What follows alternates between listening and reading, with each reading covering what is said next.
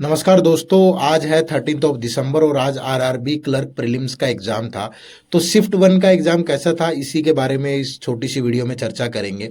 अगर मैं overall paper देखूं तो पेपर बिल्कुल वैसी ही लाइन पे है जैसा 6 और 7 दिसंबर को पूछा गया था। कोई भी ज़्यादा चेंजेस नहीं है। ठीक है, मतलब इजी टू मॉडरेट बोलेंगे हम।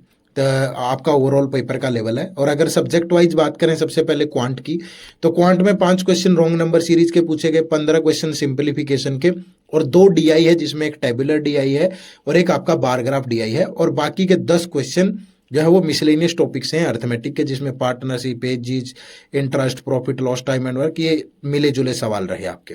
तो क्वांट में इजीली कोई भी बच्चा 30 से ज़्यादा अटेम्प्ट कर सकता था।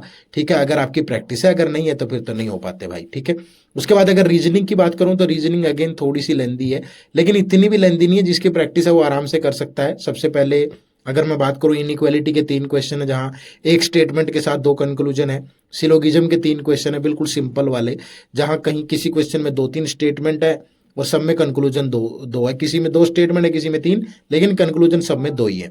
ठीक है, डायरेक्शन सेंस के 3 क्वेश्चन है सिंपल। अल्फा न्यूमेरिक सीरीज, जिसमें लेटर्स और नंबर का कॉम्बिनेशन था, उस पर बेस्ड 5 क्वेश्चन है।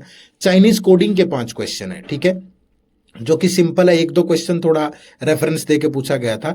फिर alpha numeric series, sorry miscellaneous वाले में बात करूं तो एक मीनिंगफुल वर्ड का सवाल है, एक असेंडिंग ऑर्डर में नंबर पे बेस्ड है, एक वर्ड पे बेस्ड वोवल्स वगैरह का बताना था कुछ। तो 3 क्वेश्चन ये हैं। और इसके अलावा जो अगर बात करें, एक वीक बेस्ड पजल है, जिसमें 6 डेज के बारे में डाटा दिया गया था। एक आपकी सीक्वेंस बेस्ड पजल है, जिसमें 7 पीपल 7 आर्टिकल बाय करते हैं। एक आपकी स्क्वायर बेस्ड अरेंजमेंट है, जिसमें टोटल 8 पीपल है, 4 इनसाइड फेसिंग और 4 आउटसाइडिंग है।